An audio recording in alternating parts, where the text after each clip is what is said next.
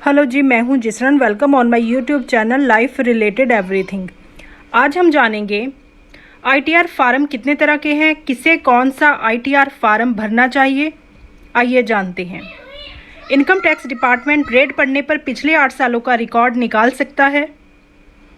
जो आईटीआर के दायरे में नहीं आते वे लोग भी आईटीआर फार्म भर सकते हैं। लोन लेने में ये काफ़ी काम आता है, इसके काफ़ी फ़ायदे होते हैं। भारत सरकार के इनकम टैक्स डिपार्टमेंट को जमा किए जाने वाले फार्म को इनकम टैक्स रिटर्न कहते हैं।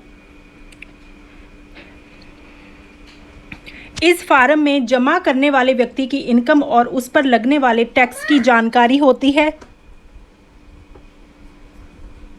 आईटीआर 1 कौन दाखिल कर सकता है?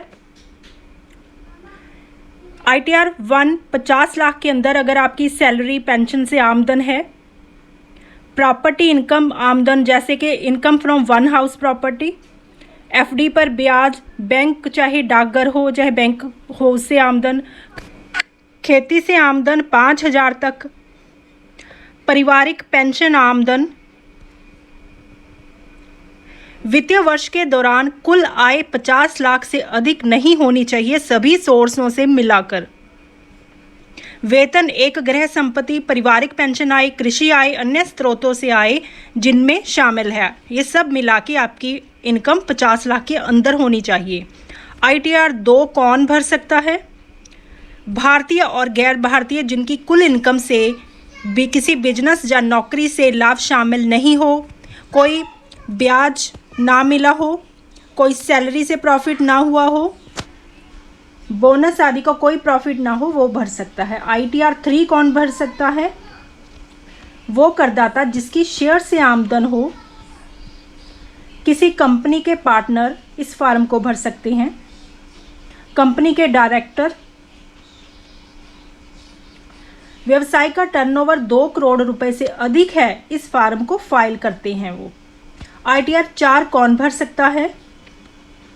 आईटीआर 4 उन छोटे बिजनेस को जमा करना होता है जिनकी आय 1 वर्ष के दौरान 2 करोड़ रुपए से कम रही हो।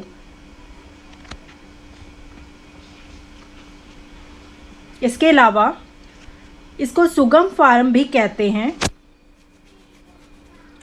ये अगर कोई वकील है वो इस फार्म को भर सकता है, अगर कोई डॉक्टर है वो इस फार्म को भर सकते हैं। मौजूदा आईटीआर फार्म छोटे कारोबारियों को भरना होता है जो अकाउंट बुक आमतौर पर नहीं रखते हैं बल्कि केवल अनुमानित मात्रा में बिक्री वही खाता रखते हैं। इसमें ऑनलाइन विक्रेता, व्यापारी, थोक विक्रेता और निर्माता आदि शामिल हैं।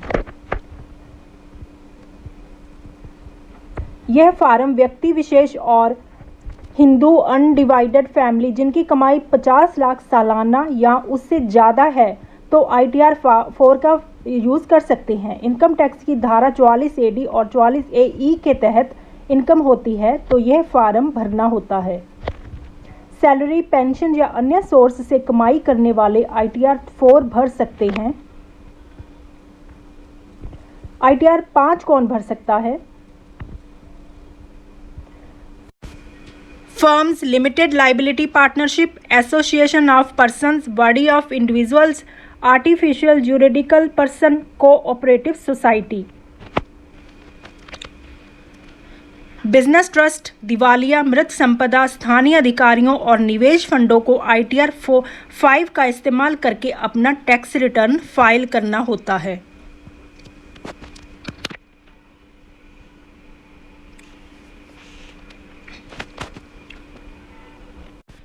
दूसरे शब्दों में ITR 5 limited liability partnership, association of persons, body of individual, local authority, artificial judicial person, cooperative society, cooperative banks, partnership firms. ITR 6 कौन भर सकता है? आईटीआर 6 कंपनीज के लिए लागू होता है।